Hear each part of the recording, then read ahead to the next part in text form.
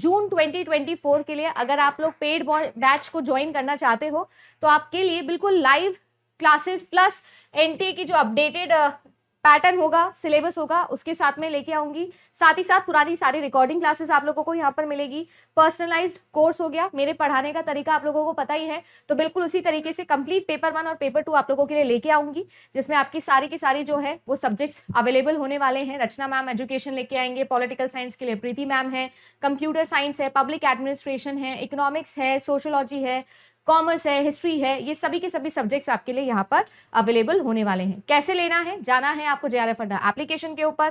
Price क्या है, अभी की प्राइस सबसे नॉमिनल प्राइस है, कोड लगाना नहीं भूलेंगे, ये कोड आप लोगों को लगाना है। अगले 7 दिन के लिए आपके पास में एक्सेस है, 18 तारीख से आपका ये कोर्स स्टार्ट हो जाएगा। अब फाइनली क्वेश्चंस के साथ में शुरू करती हूँ।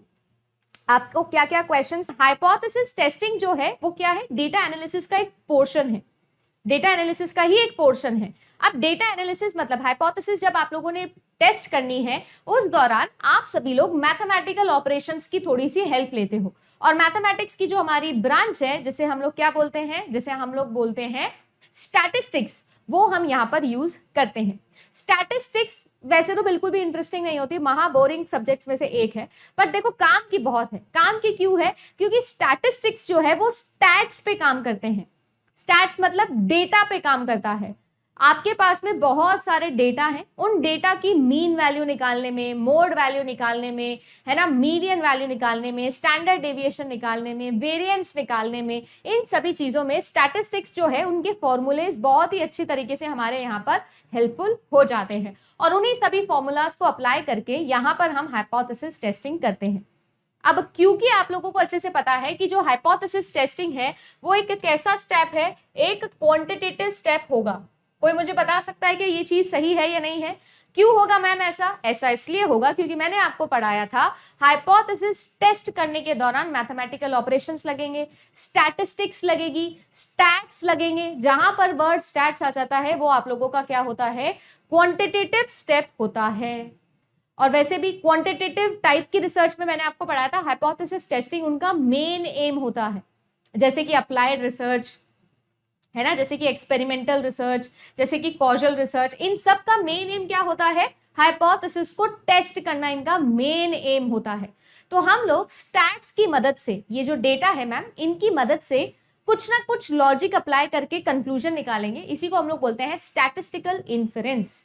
क्या कहते हैं, स्टैटिस्टिकल इन्फेरेंस। अब मैं आपको एक छोटे से एग्जांपल से सारे के सारे जो चीजें हैं वो यहाँ पर समझाने की कोशिश करूंगी, ध्यान से देखेंगे। इमेजिन करिएगा हम बिल्कुल वही वाली बात लेके चल रहे हैं। मैथ्स जो थी उसका हम लोगों ने एक टेस्ट पेपर बनाया, मैथ्स का टेस्ट पेपर आपने बनाया। अब आप जो हो, ये आप हो, आपने क्या हाइपोथेसिस बनाई, आपने एक हाइपोथेसिस बनाई कि ये जो टेस्ट है ये तो एकदम ही मैडम बिल्कुल ही सिंपल वाला टेस्ट है। क्या है जी, टेस्ट जो है वो एकदम ही सिंपल वाला टेस्ट है। आपने ये हाइपोथेसिस बनाई, आपने क्या बोला, आपके अकॉर्डिंग ये जो टेस्ट है ये बिल्कुल ही सिंपल वाला टेस्ट है। अब सीन ऐसा है कि आपके क्लास में कितने बच्चे हैं, इमेजिन करिएगा कि 50 बच्चे आप लोगों की क्लास के अंदर यहाँ पर है, ठीक है जी। अब ये जो 50 बच्चे हैं इनके ऊपर आप क्या करोगे, यहाँ पर इस टेस्ट को कंडक्ट करवाओगे। आप इन 50 बच्चों को बोलोगे कि आप सभी लोग भी ये टेस्ट दीजिए और आप अपनी अपनी राय बताइए कि आप लोगों को ये जो टेस्ट है ये कैसा लगा। आप लोगों के लिए जो आप लोगों का ये सैंपल था, इस सैंपल के ऊपर आपने क्या किया, हाइपोथेसिस को टेस्ट करना शुरू किया। अब ये जो सैंपल है ये आप लोगों को क्या प्रोवाइड करेंगे, ऑफ कोर्स ये आप लोगों को डेटा प्रोवाइड करेंगे, अपना अपना रिव्यू देंगे। कुछ लोगों को ये इजी लगेगा, कुछ लोगों को ये मॉडरेट लगेगा, कुछ लोगों को ये डिफिकल्ट लगेगा, है ना, फॉर एग्जाम्पल सब अपनी अपनी राय यहाँ पर बताएंगे। यानी कि जो ये आप लोगों के पास में सैंपल के रिजल्ट्स आए हैं, ये जो सैंपल्स ने आपको डेटा दिया है, इस डेटा को हम क्या करते हैं, हम एक कर्व पर प्लॉट करते हैं। हम इसे कर्व पर प्लॉट करते हैं। जैसे बचपन में हम लोगों ने एक्स वाई कार्टेशियन सिस्टम पढ़ा था ना, ऐसे एक्स वाई प्लेन होता है और फिर हम लोग यहाँ पर क्या करते हैं, पॉइंट्स को ऐसा प्लॉट करते हैं, फिर ऐसा कोई भी शेप जो बनाते हैं वो बनाते हैं। तो बिल्कुल वैसे ही मैम हमने क्या किया, इनके डेटा को लिया। अब ये जो डेटा है, अब ये डेटा आप लोगों को देंगे न्यूमेरिकल फॉर्म के अंदर, ठीक है ना। और फिर ये क्या होगा, ये आप लोगों को एक कर्व फॉर्म बन के दे देंगे। आपने और कुछ नहीं किया, आपने क्या किया, इनके रिजल्ट्स को एक ग्राफ पे प्लॉट कर दिया। आपने वो जो कर्व यहां पर बनाया है ना, वो कर्व डिपेंड करता है कि कैसा कर्व आप लोगों ने बनाया है। जरूरी नहीं है कि हर बार जो कर्व है वो नॉर्मली डिस्ट्रीब्यूटेड आए, हमेशा बेल शेप का आए। मैंने अभी तक वो सब चीजें पढ़ाई नहीं है, मैं तो बस आपको ये बता रही हूँ कि हाइपोथेसिस टेस्टिंग में ये कर्व का क्या लेना देना आ गया मैम। कर्व का ये लेना देना आ गया जो मैं आपको समझा रही हूँ कि मैथ्स का टेस्ट था, आपकी हाइपोथेसिस ये थी, फिर वो टेस्ट आपने 50 लोगों को करने बोला, फिर उन्होंने अपना अपना डेटा दिया, फिर उनके डेटा के बिहाफ पर आपने क्या किया, उनकी वैल्यूज को यहाँ पर कर्व में प्लॉट किया, एक ग्राफ ड्रॉ किया, और वो जो ग्राफ आपने ड्रॉ किया उनकी प्रॉपर्टीज को हम यहाँ पर स्टडी कर रहे हैं। क्लियर। अगर मैं यहाँ पर ये कर्व ना बनाऊं तो मैं एक टेबल के अंदर भी तो इनका डेटा रख सकती हूँ ना, बिल्कुल रख सकते हो मैम। किसने मना किया आपको?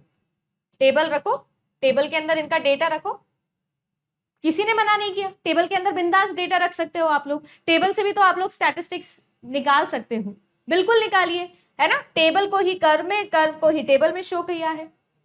अब मैं आप लोगों को बताती हूँ कि आखिर हम लोग कर्व बनाकर पढ़ना क्यों पसंद करते हैं, है ना। वो मैं आप लोगों को पढ़ाना यहाँ पर शुरू कर रही हूँ।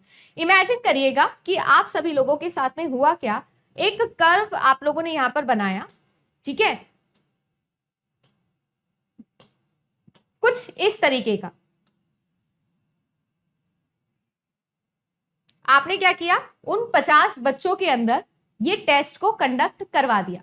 जब आपने ये टेस्ट को कंडक्ट करवाया तो जो आप लोगों का स्कोर था ना, वो स्कोर कुछ इस तरीके से आया, ठीक है ना। स्कोर जो था वो कुछ इस तरीके से आया। कुछ बच्चे जो थे उनके बहुत ही कम नंबर आए, कुछ के थोड़े ठीक ठीक नंबर आए, कुछ के जैसे हम एक्सपेक्ट कर रहे थे उतने नंबर आए, कुछ के बहुत ही अच्छे नंबर आ गए, और कुछ के तो बिल्कुल ही शानदार नंबर आ गए, 50 में से 50 आ गए टेस्ट के अंदर।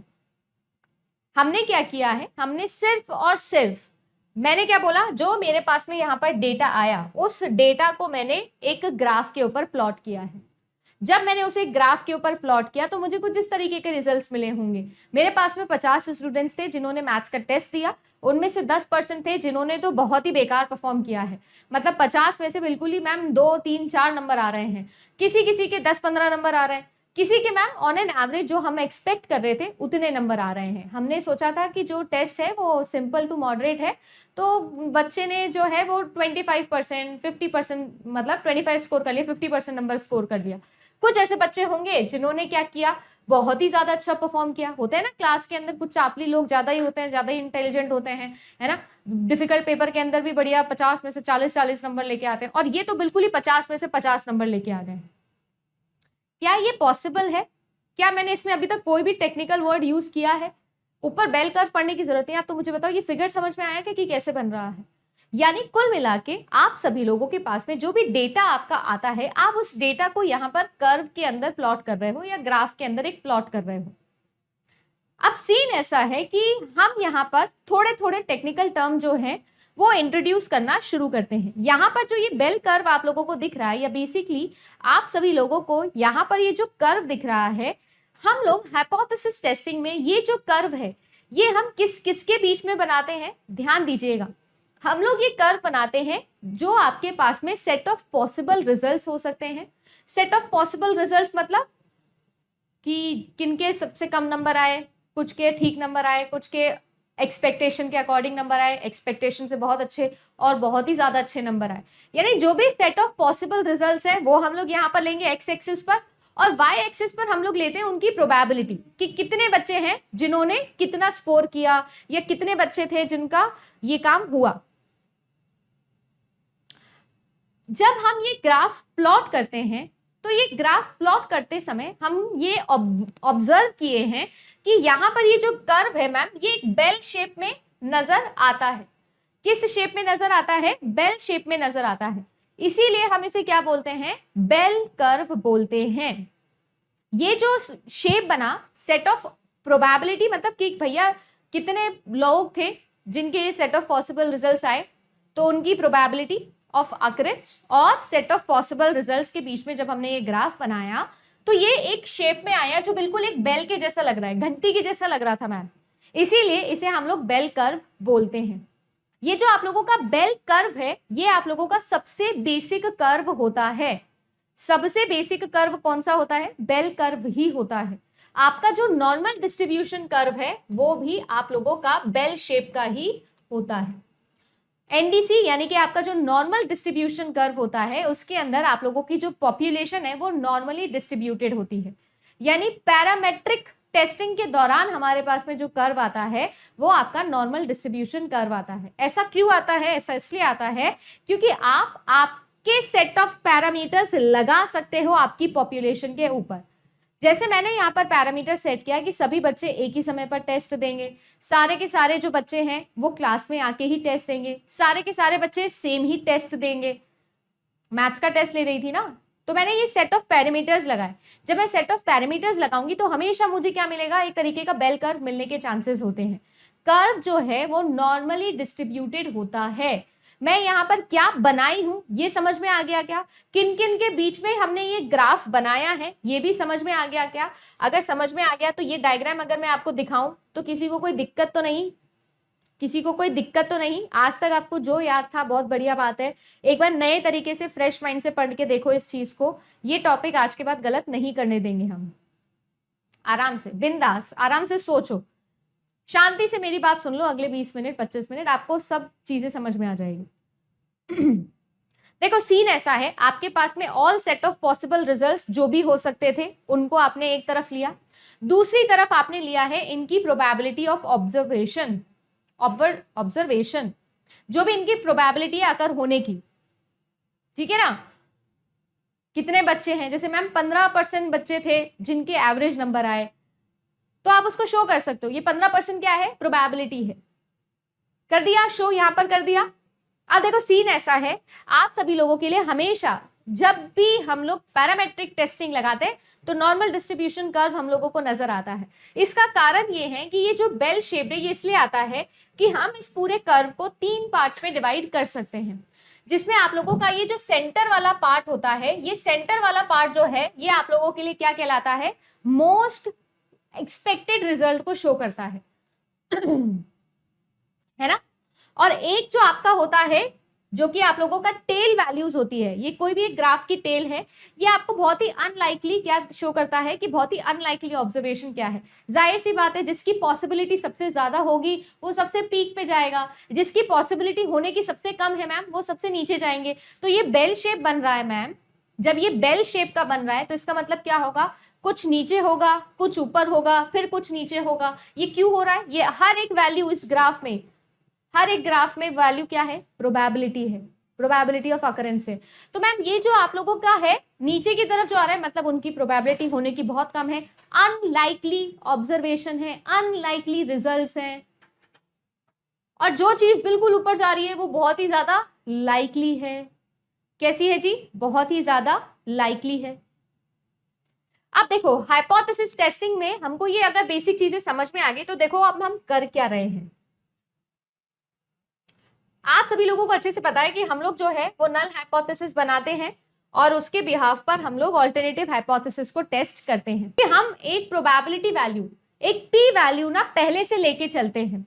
क्योंकि आप सभी लोगों को अच्छे से पता है कि हम लोगों ने क्या किया है, हम लोगों ने नल हाइपोथेसिस बनाई है और हम लोगों ने क्या किया है, उस नल हाइपोथेसिस को टेस्ट करने के लिए ही हम लोग ये सारे के सारे काम कर रहे हैं। इमेजिन करिएगा कि आप सभी लोग जो है वो आपके डेटा का ऑब्जर्वेशन आप लोग अपने डेटा का कर रहे हैं और वो जो ऑब्जर्वेशन है उसके बिहाफ पर आप डिसाइड करना चाह रहे हैं कि जो मैं बोल रही हूँ और जो ज्यादातर लोग बोल रहे हैं उनके अंदर कितनी सिमिलैरिटी है। जो मैं बोल रही हूँ और ज्यादातर लोग भी वही बोल रहे हैं मतलब मेरी नल हाइपोथेसिस सही है, और जो मैं बोल रही हूँ ज्यादातर लोग उसके अगेंस्ट बोल रहे हैं मतलब कि मैंने जो सोचा वो गलत सोचा है, यही मतलब होता है। और मैंने क्या सोचा है? मैंने तो नल हाइपोथेसिस सोची है। तो जो पी वैल्यू है वो एक ऐसा स्टैटिस्टिकल मेजरमेंट है जिसके बिहाफ पर हम हमारी नल हाइपोथेसिस को क्या करते हैं? चेक करते हैं, वैलिडेट करते हैं हमारी ऑब्जर्व्ड वैल्यू के अगेंस्ट।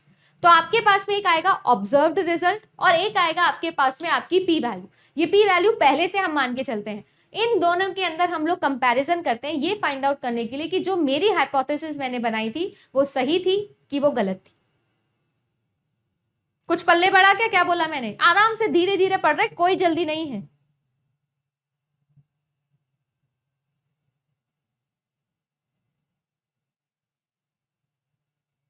ठीक है जी। तो ये जो पी वैल्यू है ये बहुत ही ज्यादा जरूरी है कि हम लोग क्या मान के चल रहे हैं।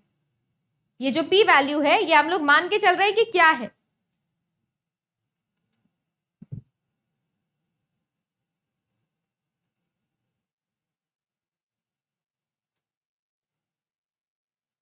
सही है।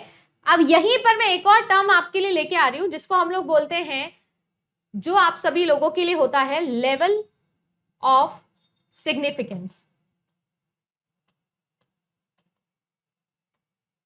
Level of significance. आप सभी लोगों ने एग्जाम के अंदर देखा होगा कि ऐसे पूछा गया कि 0.05 लेवल ऑफ सिग्निफिकेंस है, 0.25 लेवल ऑफ सिग्निफिकेंस है, 5% का सिग्निफिकेंस है ना, 5% का लेवल ऑफ सिग्निफिकेंस है। आखिर ये सब चीजें क्या होती है मैम? ये सब चीजें ही आपकी पी वैल्यू को डिनोट करती है। लेवल ऑफ सिग्निफिकेंस का क्या मतलब होता है? लेवल ऑफ सिग्निफिकेंस आप लोगों को ये बोलता है कि ये वो क्राइटेरिया है, मान लीजिए ये वो आप लोगों का प्रोबेबिलिटी वैल्यू है जिसके अंडर अगर आप सभी लोगों का ऑब्जर्व्ड डेटा की प्रोबेबिलिटी आती है, जिसके अंडर आपकी ये प्रोबेबिलिटी आ रही है ऑब्जर्वेशन की, तो आप सभी लोग नल हाइपोथेसिस को रिजेक्ट कर भी दोगे तो भी टाइप 1 एरर जो है वो आपके पास में नहीं आएगा। तो लेवल ऑफ सिग्निफिकेंस वो सेंस ऑफ सिक्योरिटी आपको देता है, ये वो पी वैल्यू है जिसके अंडर अगर आप सभी का डेटा ऑब्जर्वेशन प्रोबेबिलिटी आ रहा है तो भी आप नल हाइपोथेसिस को बिंदास एकदम रिजेक्ट करो, आपका क्या नहीं आएगा? टाइप 1 एरर नहीं आएगा। ज्यादातर लेवल ऑफ सिग्निफिकेंस जो है वो 5% के करीब होता है, यानी कि 0.05 के अप्रोक्सीमेटली ये होता है। ज्यादातर केसेस में लेवल ऑफ सिग्निफिकेंस 5% तक होता है, इससे ज्यादा नहीं होता है।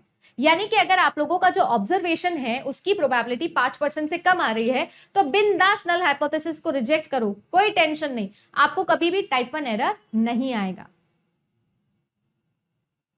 सही है, कभी भी आपको टाइप 1 एरर नहीं आएगा। अब टाइप 1 एरर क्या होता है? अल्फा होता है।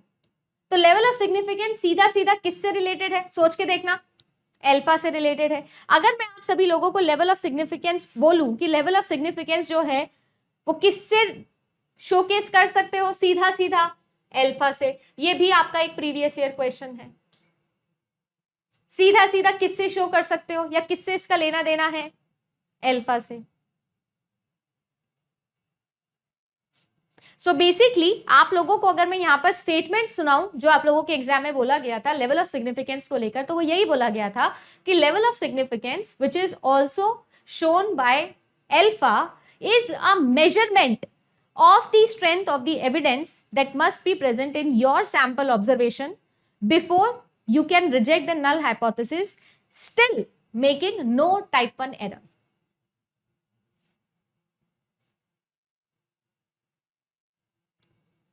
अब देखो मैंने यहाँ पर कुछ चीजें हैं जो मेजर कुछ यहाँ पर बनाए हुए हैं, लेबलिंग करी हुई है। उस लेबलिंग का मतलब समझते हैं।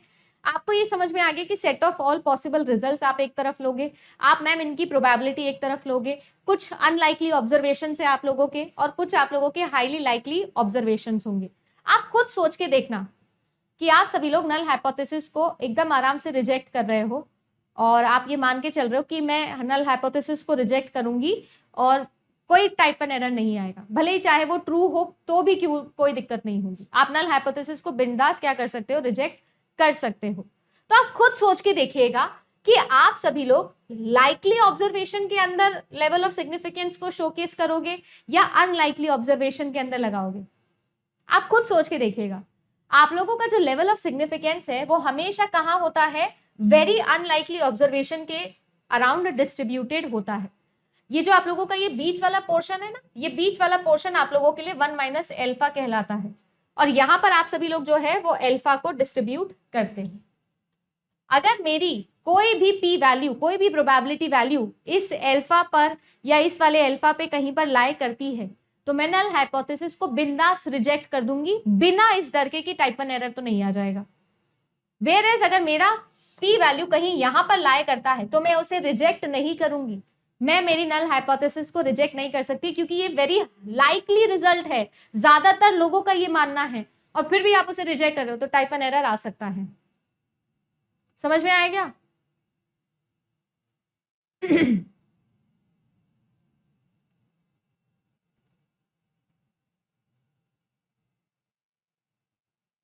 देखो, लेवल ऑफ सिग्निफिकेंस एल्फा समझ में आया, एल्फा को क्यों वेरी अनलाइकली पर लेके जाते हैं ये भी समझ में आ गया, 1 minus alpha very likely observation के बीच में आ गया, ये भी समझ आ गया, पी वैल्यू और एल्फा वैल्यू को कंपेयर करके हम फाइनली नल हाइपोथेसिस को रिजेक्ट करेंगे या पास करेंगे, ये भी समझ में आ गया। अब एक और चीज है जो आपको यहाँ समझनी है कि आप सभी लोगों के लिए जो 1 माइनस एल्फा मैंने यहाँ लिखा है इसे हम कहते हैं level of confidence.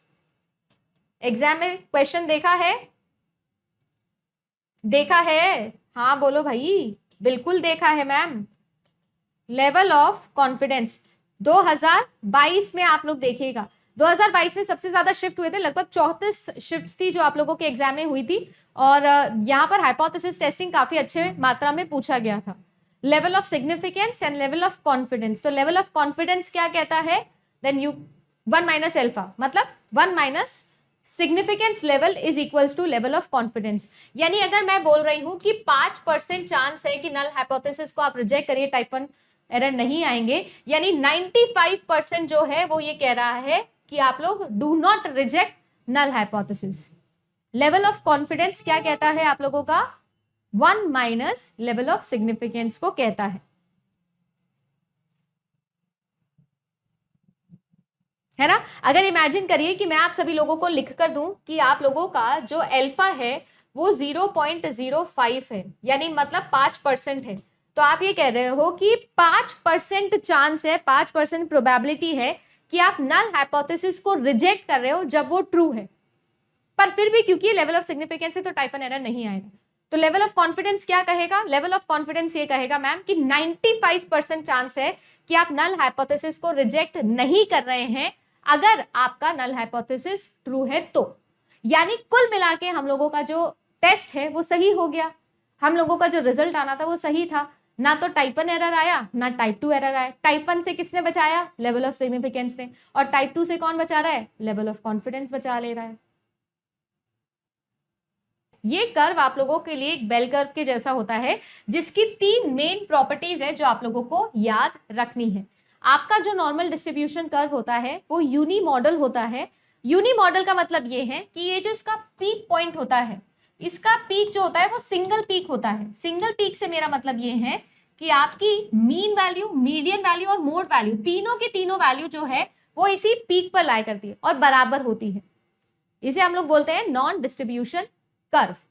Uni model है यानी कि आप सभी लोगों के लिए मीन, मोड और मीडियन तीनों के तीनों एक ही पॉइंट पे लाइक करते हैं, जो कि हाईली एक्सपेक्टेड रिजल्ट वाली लाइन है। याद है ना? ये हाईली एक्सपेक्टिंग रिजल्ट जो था, प्रोबेबिलिटी जो था, उस पॉइंट को शो करता है। साथ ही साथ अगर मैं इस सिंगल पीक से एक स्ट्रेट लाइन ड्रॉ करूं आपके सेट ऑफ पॉसिबल रिजल्ट्स वाली एक्सिस पर, तो आपको ये जो दोनों की दोनों साइड्स मिली हैं, लेफ्ट वाली साइड और राइट वाली साइड इस पीक के, वो दोनों आपस में एकदम सिमेट्री होती है। सिमेट्री मतलब अगर मैं इस सेकेंड वाले पार्ट को इस फर्स्ट वाले पार्ट पे ढक दूं ना, तो पूरा का पूरा ढक जाएगा, पूरा का पूरा क्या हो जाएगा? ओवरलैप हो जाएगा, पूरा का पूरा क्या हो जाएगा? ओवरलैप हो जाएगा। और एसिम्प्टोटिक टेल का मतलब ये होता है कि आपको कभी भी किसी भी नॉर्मल डिस्ट्रीब्यूशन कर्व के अंदर ये जो कर्व है ये इस एक्सिस के साथ में मिलता हुआ नहीं दिखेगा, कभी भी ये ज्वाइन नहीं होगा, ये सिर्फ लगेगा कि ज्वाइन हो रहा है पर ज्वाइन नहीं होता है। इसे हम बोलते हैं एसिम्प्टोटिक टेल। ये एक ग्राफ की प्रॉपर्टी होती है जो इनफाइनाइट पॉसिबिलिटी को शो करता है। अगर आप लोगों ने बचपन में मैथमेटिक्स पढ़ा है तो मैथमेटिक्स के अंदर हम एसिम्प्टोटिक रिलेशंस भी पढ़ते हैं, जो कि इनफाइनाइट पॉसिबिलिटीज शोकेस करने के काम आता है कि ये कहीं ना कहीं मिलेंगे, किसी पॉइंट पे मिलेंगे, अभी मिल नहीं रहे हैं पर किसी पॉइंट पर मिल सकते हैं, ये इसको शोकेस करता है। तो ये 3 प्रॉपर्टीज है जो किसी भी एक नॉर्मल डिस्ट्रीब्यूशन कर्व की हम लोगों को पढ़नी होती है। अच्छा मुझे एक बात बताओ, अभी मैंने आज पूरी क्लास में जो आपको चीजें समझाई, क्या ये जरूरी है कि जो आप लोगों का नॉर्मल, जो आप लोगों का कर्व बनेगा सेट ऑफ पॉसिबल रिजल्ट्स और प्रोबेबिलिटी ऑफ द ऑब्जर्वेशन के बीच में, क्या ये जरूरी कि हमेशा नॉर्मल बनेगा? क्या ये हमेशा नॉर्मल बनेगा? सोच के देखो, बताओ। जी नहीं मैम, ये जरूरी नहीं कि ये हमेशा नॉर्मल बनेगा। ऐसा जरूरी थोड़ी है कि ये नॉर्मल ही बनेगा। ये कैसा बन सकता है? ये नॉन नॉर्मल भी बन सकता है। नॉन नॉर्मल बनेगा यानी कि क्या होगा? स्क्यूड होगा। अगर नॉन नॉर्मल बनेगा तो कैसा होगा? स्क्यूड होगा। स्क्यूड मतलब या तो लेफ्ट की तरफ टिल्टेड होगा या फिर राइट की तरफ टिल्टेड होगा।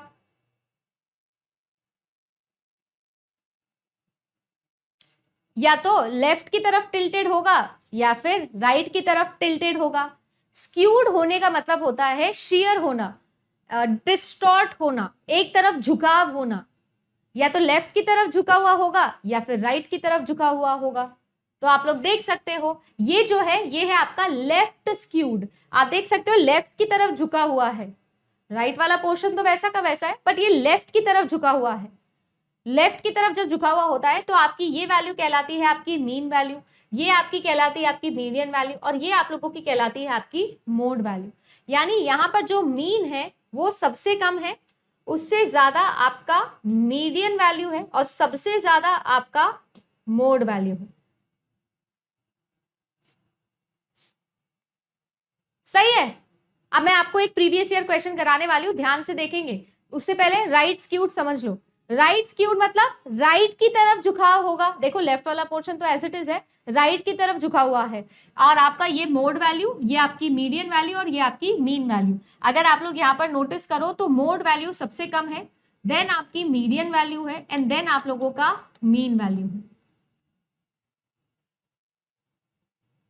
अब मैंने आप लोगों से एक सवाल पूछा था क्लास की शुरुआत के अंदर, क्या उसका जवाब अब आप लोग दे सकते हो? मैंने आपसे ये पूछा था कि एक मैथ्स का टेस्ट हुआ और जब उस मैथ्स के टेस्ट के जो रिजल्ट्स हमारे पास में आए, जो ऑब्जर्वेशंस आए, जो प्रोबेबिलिटी आए, उनको हमने एक कर्व में ड्रॉ किया। जब हमने उसे कर्व में ड्रॉ किया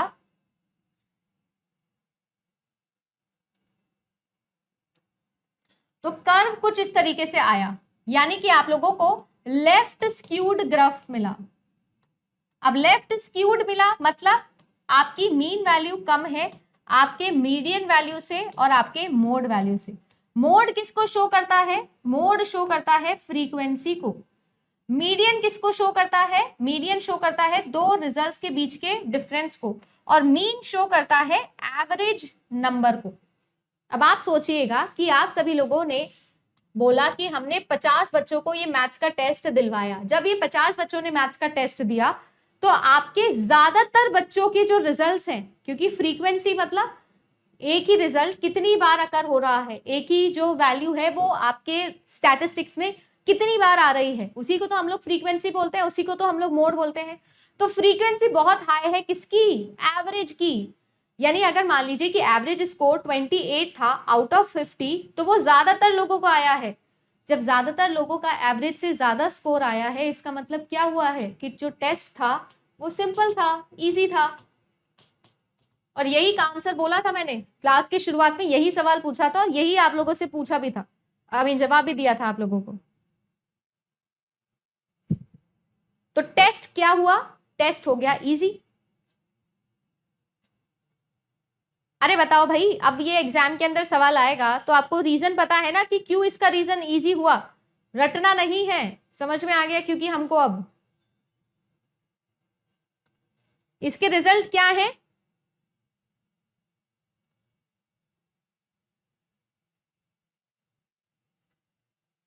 मैं ये कह रही हूं मोड का मतलब क्या होता है? फ्रीक्वेंसी। किसी भी एक वैल्यू का बार बार बार बार बार बार आपके कंक्लूजन में आना, बार बार आपके ऑब्जर्वेशन में आना, कितनी बार एक ही वैल्यू आपके रिजल्ट में आती है, उसे काउंट करने को हम लोग बोलते हैं फ्रीक्वेंसी काउंट करना। यानी कि आप सभी लोगों के लिए कोई भी चीज कितनी बार रिपीट हो रही है उसको हम बोलते हैं फ्रीक्वेंसी। और यहां पर जो मोड है वो सबसे ज्यादा है, फ्रीक्वेंसी सबसे ज्यादा है और जो मीन है वो सबसे कम है। इसका मतलब जो आप लोगों का एवरेज स्कोर हुआ उस टेस्ट का, वो आपके ज्यादातर बच्चों का आया है, वो जो वैल्यू है वो ज्यादातर बच्चों के रिजल्ट में रिपीट हुई है। इसका मतलब ज्यादातर बच्चों ने एवरेज से ज्यादा स्कोर किया है। जब ज्यादातर बच्चे एवरेज से ज्यादा स्कोर किए हैं तो इसका मतलब टेस्ट आपने कैसा बना दिया? इजी बना दिया। आगे चले। अब मैं रिवर्स केस पूछ रही हूं, सेम चीज पूछ रही हूं, पर इस बार मैंने क्या बोला, इस बार जो आप लोगों का रिजल्ट था, टेढ़ा बन गया थोड़ा, इस बार ऐसा रिजल्ट आया है, मतलब राइट स्क्यूड है। अब राइट स्क्यूड को हम लोग पॉजिटिवली स्क्यूड भी बोलते हैं, जहां पर आप लोगों का मोड वैल्यू सबसे कम होता है, देन आपका मीडियन वैल्यू होता है, देन आप लोगों का मीन वैल्यू होता है। मीन वैल्यू जो है वो कहलाता है आप लोगों का एवरेज वैल्यू, वो कहलाता है आपका एवरेज वैल्यू। और आपकी फ्रीक्वेंसी यहां पर कैसी है, सबसे कम है। तो जो आप लोगों का एवरेज स्कोर है वो बहुत ही कम बच्चों का आया है, यानी कि टेस्ट कैसा था, डिफिकल्ट था। टेस्ट कैसा था, डिफिकल्ट था, हार्ड था।